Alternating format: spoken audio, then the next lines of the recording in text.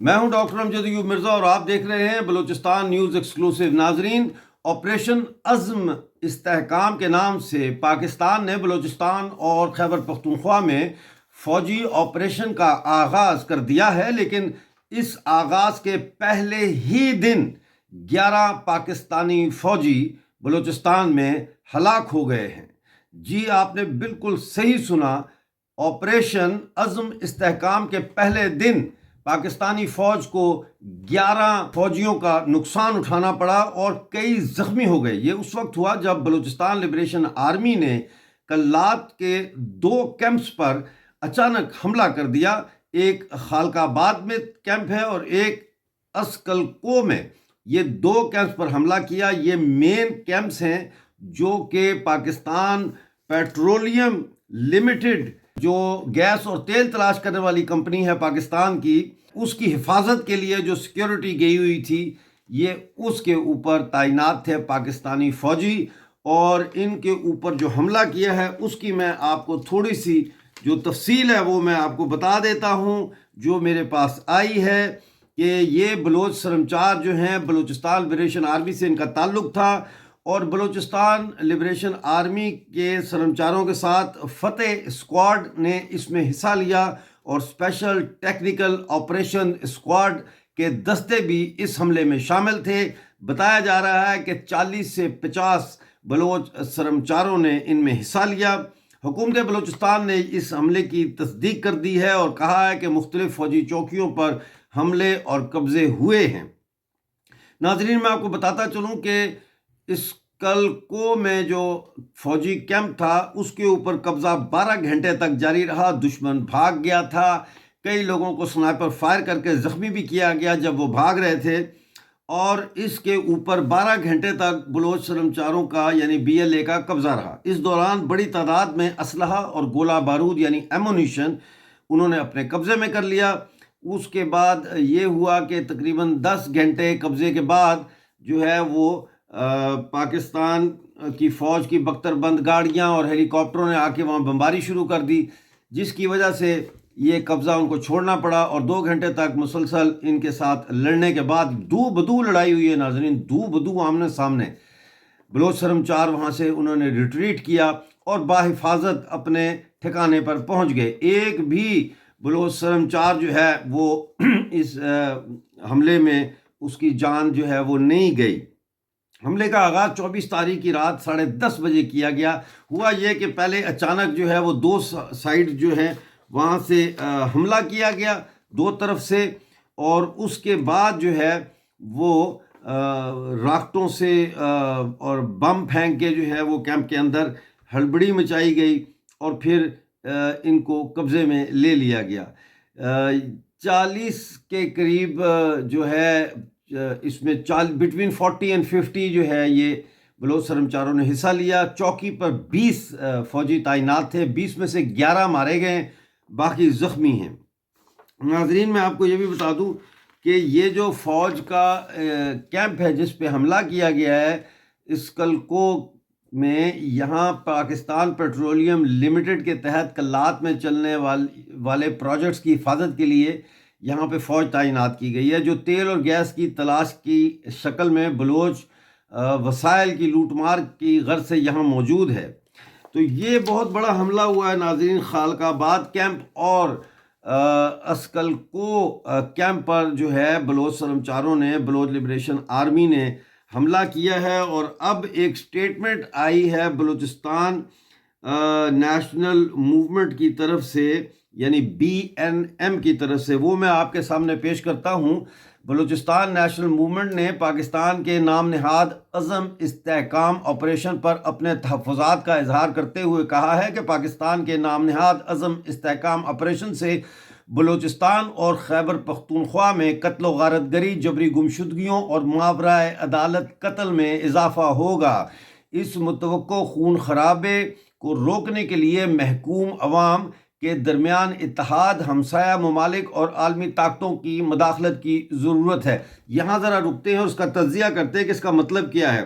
پہلی بات تو یہ کہ عزم استحکام آپریشن جو ہے اس کو بی این ایم نے رد کر دیا ہے، اور انہوں نے کہا کہ یہ پختونوں اور بلوچوں کا خون بہانے کے لیے اور مزید جبری لاپتہ افراد کی تعداد میں اضافہ کرنے کے لیے اور ماورائے عدالت قتل جو ایکسٹرا جوڈیشل کلنگ ہے اس میں اضافے کا باعث بنے گا۔ اب انہوں نے جو امپورٹنٹ بات کی ہے وہ کہا محکوم اقوام کے درمیان اتحاد۔ ناظرین، محکوم اقوام کے درمیان اتحاد کا مطلب کیا ہے؟ مطلب ہے کہ بلوچ اور پشتون اور کشمیری قوم جو ہے اور سندھی قوم جو ہے ان کے درمیان جو ہے وہ اتحاد ضروری ہے۔ انہوں نے یہ کہا ہے، بالخصوص پشتون اور بلوچ قوم کے درمیان جو ہے وہ اتحاد۔ پھر انہوں نے امپورٹنٹ بات کی ہے ہمسایہ ممالک اور عالمی طاقتوں کی مداخلت ضروری ہے۔ ہمسایہ ممالک آپ جانتے ہیں کون ہے؟ ہمسایہ ممالک جس کی طرف وہ اشارہ کر رہے ہیں وہ ہندوستان ہے۔ ناظرین، ہندوستان کو مداخلت کے لیے کہہ رہے ہیں کہ مداخلت کر کے جان بچائیں، یہاں انسانی حقوق کا مسئلہ پیدا ہو گیا۔ اور عالمی طاقتیں کون سی ہیں ناظرین؟ وہ آپ بہتر جانتے ہیں۔ عالمی طاقتوں میں ظاہر ہے روس ہے، چین ہے، جاپان ہے، جرمنی ہے، برطانیہ ہے، یہ عالمی طاقتیں ہیں۔ تو بڑا زبردست انہوں نے بیان دیا، میں یہ آخری اس کا جو ہے پھر پڑھ کے سناتا ہوں۔ اس متوقع خون خرابے کو روکنے کے لیے محکوم عوام کے درمیان اتحاد، ہمسایہ ممالک اور عالمی طاقتوں کی مداخلت ضروری ہے۔ بی این ایم نے کہا کہ پاکستان ایک ناکام ریاست ہے جہاں بالادست فوج اپنے قبضے کو دوام بخشنے کے لیے نت نئے تجربات کر رہی ہے۔ یہ سب محض فوجی لوٹ مار اور قبضہ کو طول دینے کی ناکام کوشش ہے۔ اس کا نتیجہ مزید اموات، انسانی حقوق کی پامالیوں اور جبری گمشدگیوں جیسے سنگین جرائم میں اضافے کی صورت میں نکلے گا۔ بلوچستان نیشنل موومنٹ کے ترجمان نے کہا بلوچستان پر قبضے کے بعد روزانہ کی بنیاد پر پاکستانی فوج ریاست کے تمام تر وسائل اور طاقت کو استعمال کرتے ہوئے بلوچ قوم سے نبرد آزما ہے، یہاں تک کہ 28 مئی 1998 کو بلوچستان میں چاگی کے مقام پر ایٹمی دھماکے کیے گئے، جس کے تابکاری یعنی ریڈیشن اثرات ایک وسیع علاقہ سے ایک وسیع علاقہ متاثر ہے۔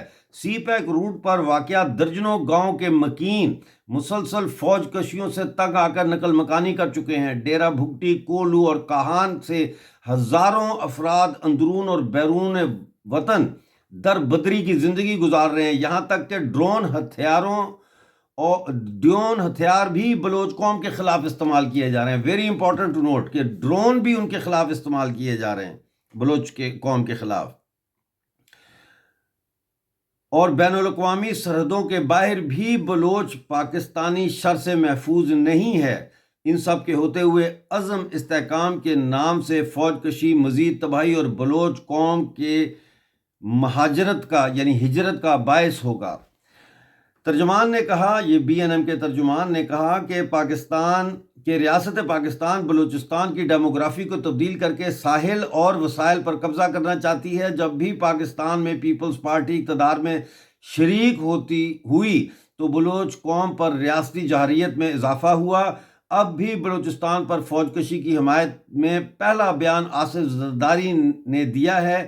ذوالفقار علی بھٹو اور محترمہ بے نظیر بھٹو کے دردناک انجام کے باوجود بھٹو کی پارٹی فوج کی سہولت کاری کر کے اپنی تاریخ دہرا رہی ہے، جو ایک سیاسی پارٹی کے لیے شرمناک ہے۔ بلوچستان نیشنل موومنٹ کے ترجمان نے محکوم اقوام قومی سیاسی جماعتوں کے درمیان اتحاد و یکجہتی پر زور دیتے ہوئے کہا کہ بلوچ اور پشتون قوم اور وطن دوست طاقتیں دشمن کے خلاف جھوٹے اختلافات کو بالائے طاق رکھ کر متحد ہوں تاکہ دشمن کا ہر محاذ پر ڈٹ کر مقابلہ کیا جا سکے۔ ایک وسیع سیاسی اتحاد سے پہلے قومی مفادات پر متفق اور یک زبان ہونا اور سیاسی کارکنان کے درمیان قومی بیانیہ کی تشکیل و تشہیر میں ہم آہنگی کے ساتھ ذہن سازی ضروری ہے۔ ہم ایک دوسرے پر اپنے شرائط تھوپے بغیر اتحاد کے لیے سازگار ماحول پیدا کریں۔ ترجمان نے کہا کہ خدشات ہیں کہ نئی پالیسی کے تحت پاکستان ہمسایہ ممالک میں بلوچ مہاجرین کے خلاف مزید گھیرا تنگ کرے گا۔